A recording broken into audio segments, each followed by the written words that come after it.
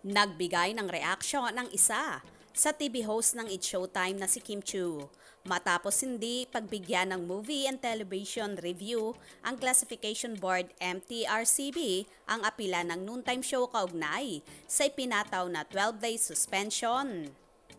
Para kay Kim, umaasa pa rin siya na malalagpasan ng kanyang programa ang kinakaharap nitong pagsubok.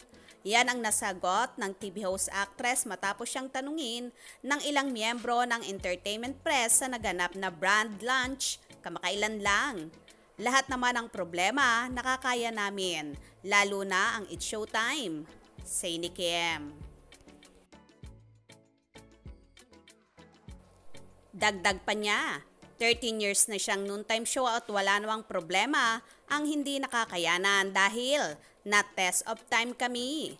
Lahat naman tayo na-test tayo ng time at may natutunan tayo. Anya pa, lubos ding pinasalamatan ng actress ang lahat ng fans na patuloy pa ring sumusuporta ng kanilang show sa kabila ng kontrobersiya with the MTRCB.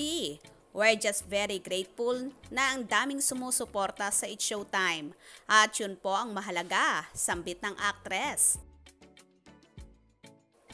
September 28 nang ibinasura ng MTRCB ang inihaing motion for reconsideration ng Kapamilya Noontime program na It's Showtime. Kasabay niyan ay iniutos na rin ito sa management ng show na itigil na ang live broadcast nito ng 12 araw. Nanindigan ang ahensya ng indecent at inappropriate ang naging asta ni na Vice Ganda, Ayon Perez at Ryan Bang on air habang nasa harap ng mga bata.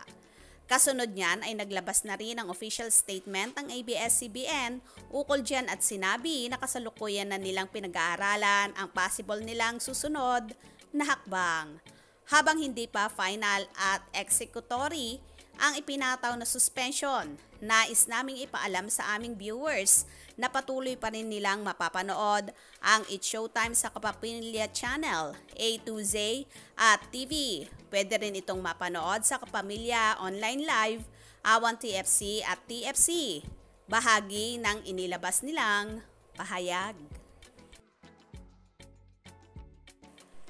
Laking pasasalamat naman ni Chinita Princess sa mga fanay at madlang people na palaging sumusuporta at sumusubaybay sa It's Showtime kahit pa may kinakaharap silang kontrobersiya.